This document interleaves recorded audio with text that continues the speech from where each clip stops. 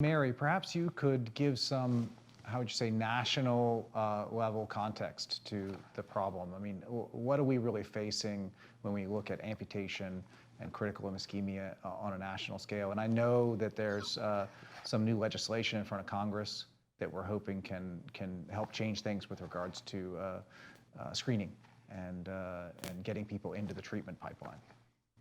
Okay, let me start with amputation. Basically, in this country, we have an amputation lottery. Amputation depends on who you are and where you live, and amputation varies by age, race, sex, socioeconomic status, hospital, geographic location, etc. And what happens is that a large percentage of these patients go directly to amputation. They don't go to revascularization. Furthermore, a huge percentage, between 50 and almost 70%, do not have an angiogram before they undergo amputation, even though an angiogram is 90% protective against having a major amputation. So the result is, and these are our data, between 50 and 65,000 major amputations annually. And that costs about $12 billion. Those are the direct costs. If you add in lifetime costs, the bill comes to about $23 billion. And by the way, Medicare and Medicaid pay 80% of this bill. These are our tax dollars at work. On top of the major amputations, you have minor amputations. There's many more minor amputations in terms of numbers than there are majors. So you end up, there's probably about twice as many, if not more than twice as many. So you end up with a higher bill. So in total, over $40 billion is spent on amputation. And this could be avoided with earlier diagnosis and treatment. And you mentioned the ARC Act, the Amputation Reduction and Compassion Act. There are provisions in there for education and awareness, which we desperately need, but also provisions whereby reimbursement for amputation will not occur unless there has been appropriate diagnostic testing prior to that amputation. And I'm referring to non-traumatic, i.e. CLI amputations.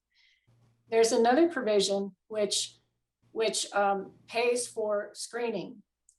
And as time has gone on,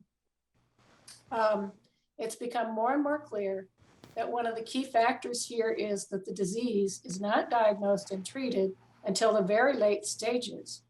And by that time, there's all these problems that occur, and it's very difficult to treat. It costs more money to treat, et cetera, et cetera. We should start with screening at the very least the patients who are at high risk, i.e. diabetics, CKD, those who had prior heart attack and stroke, diabetic foot ulcer patients, ESRD patients. And in the first group, you would get a yield of about 33 to 40+%. If you just screened ESRD patients, you would find over 60% of them had PAD, and then you'd have to find the CLI patient, the percent that's the CLI, which we estimate is about 18%. If we did that, we would save limbs, save lives, and save money. I have now also come to the conclusion, based on recent research, that we need to screen all patients in Medicare, the aged, i.e. those 65 and older in Medicare, and reduce and treat them to reduce risk factors. We have generic drugs now to reduce their cardiovascular risk factors.